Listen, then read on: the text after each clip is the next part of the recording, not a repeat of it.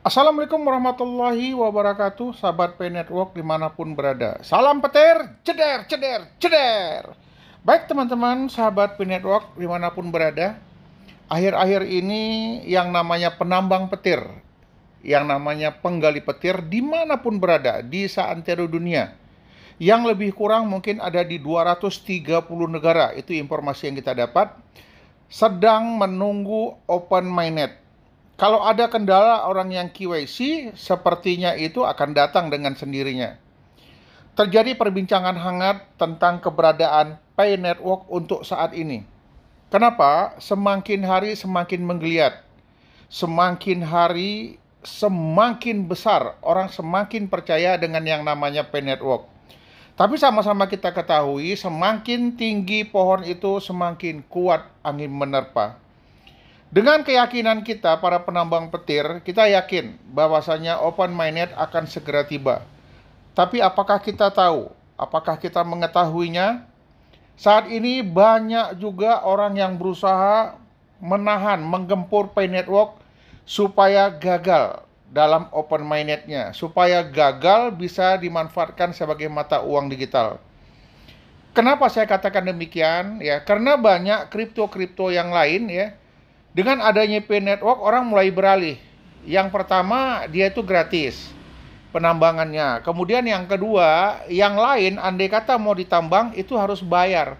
Harus punya deposit. Jika tidak ada deposit, maka dia tidak bisa melakukan penambangan kripto yang mereka inginkan.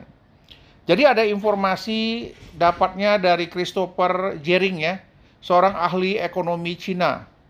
Cuitannya di Twitter, kemungkinan Cina akan melarang yang namanya penambang petir, akan melarang yang namanya Pay Network. Tapi apa mungkin? Karena 50% kekuatan Pay Network itu ada di Cina. Ya. Kenapa seperti itu? Karena Cina juga akan mempertahankan mata uang fiatnya. Demikian juga dengan negara-negara lain. Saat ini santer dikatakan tahun depan, tepatnya tahun 2023 akan terjadi resesi di tingkat dunia. Kenapa saya katakan demikian? Karena informasi yang kita peroleh, bank yang ada di Amerika menaikkan suku bunganya. Jadi bank dunia menaikkan suku bunganya.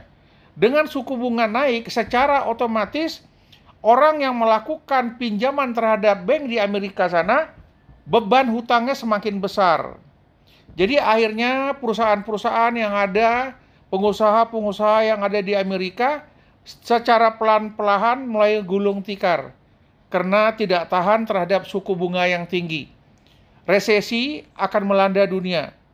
Jadi kita berharap teman-teman Pay Network tetaplah jeli membaca situasi. Ya. Demikian juga setiap negara itu mempunyai peraturan regulasi tersendiri. Apapun ceritanya, negara tetap mengakui uang fiatnya. Jadi semua negara mengakui keberadaan uang fiatnya. Jadi kalau ada mata uang lain yang coba-coba bermain, khususnya di negara itu, secara otomatis negara tidak akan bisa menerimanya. Jadi untuk ini perlulah kita mengingatkan teman-teman Pay Network ya, ikuti peraturan pemerintah di mana kita tinggal. Kita tinggal di Indonesia, berarti kita harus mengikut peraturan yang ada di Indonesia.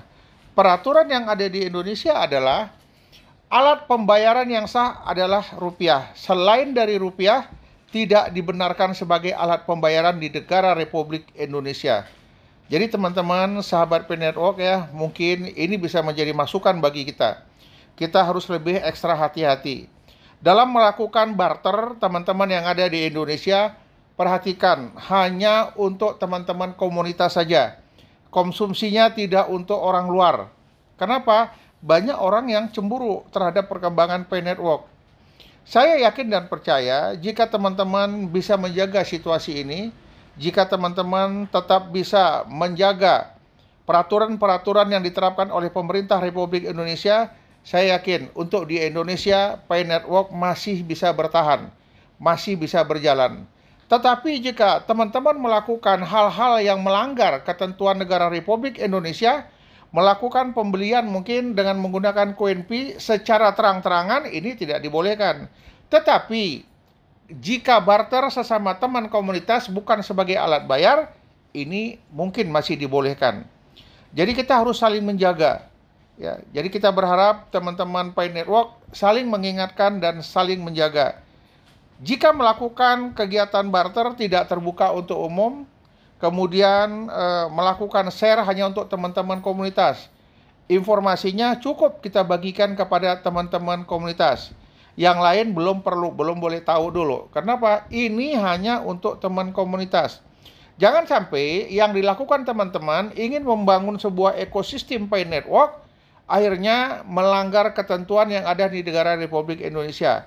Ini akan rawan terhadap perkembangan Pi kita.